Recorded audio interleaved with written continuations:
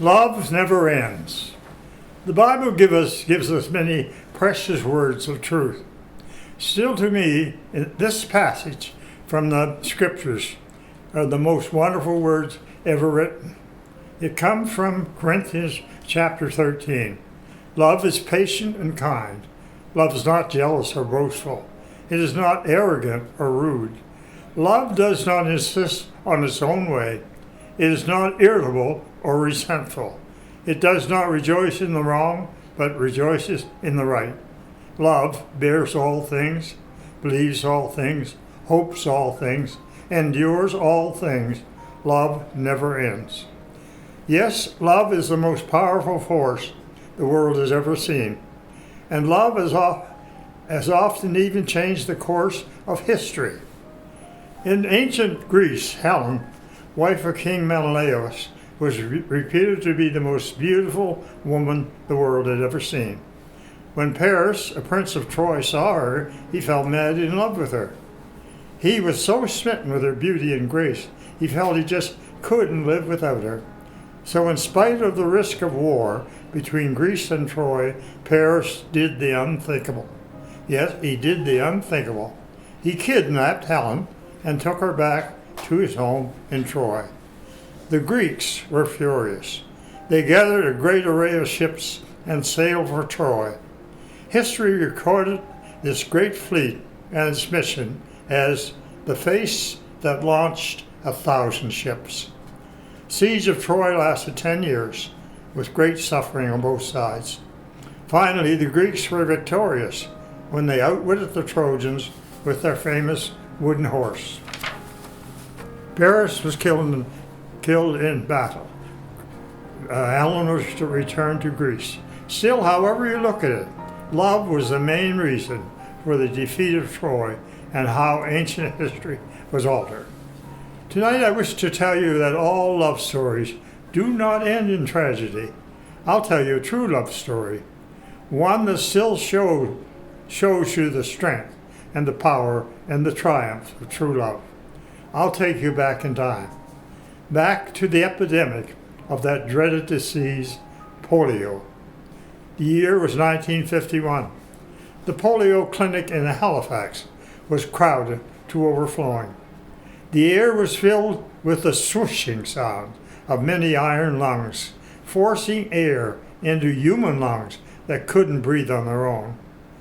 The patients were enclosed in this coffin-like box with only their heads sticking out. I just spent the night sitting beside one of these iron lungs, watching my beautiful wife, Greta, struggle for life. I was sitting out in the hall next morning, waiting for Dr. Quigley to give me a report on Greta's condition. Dr. Quigley's report was vague and non-committal. I knew he was thinking of me and the suffering I was going through. However, my talk with the doctor left me with an empty feeling, a dark, foreboding feeling. I knew then I had to face up to it. My wife, Greta, was going to die. I knew she was going to die. All the nurses knew she was going to die. All the doctors in the polio clinic knew she was going to die. However, there was one person in this huge hospital who knew she was not going to die, and that person was Greta herself. The reason she knew she was not going to die is because Greta didn't intend to die. She had too much to live for. She was only 26 years of age. We had been married 5 years. We had 2 beautiful children, Herbie, 4 years old, Lark, 18 months. I was sitting with Greta that night. Then she made everything clear to me. It was after midnight, and all you could hear was the swishing of the iron lungs. Greta couldn't talk very much, so I carried most of the conversation. I would talk a while, and I would sing a while, very softly. Greta liked hymns, so I started to sing an old familiar one. Abide with me, fast falls the eventide. Then I stopped sharply, reasoning this was not the time or the place to sing a song like that. However, Greta put me at ease. She said, "Keep singing. I like that song."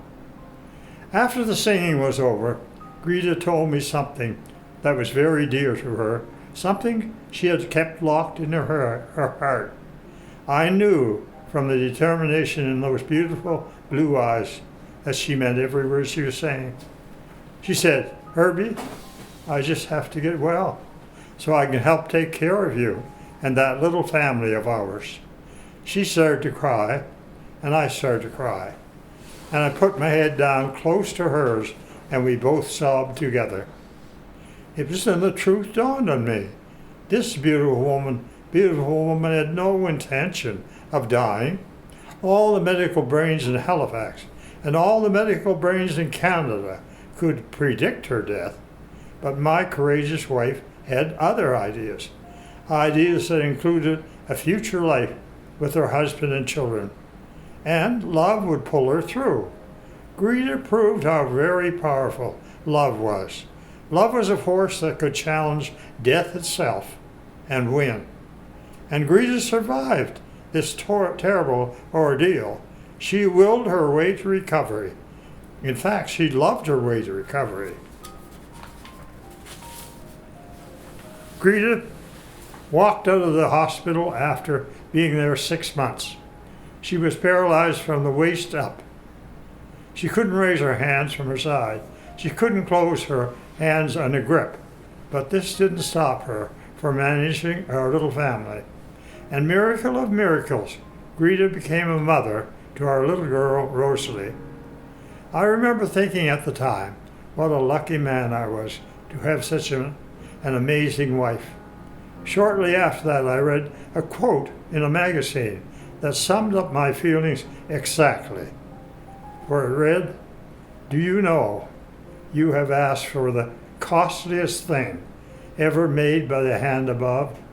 A woman's heart, a woman's life, and a woman's wonderful love."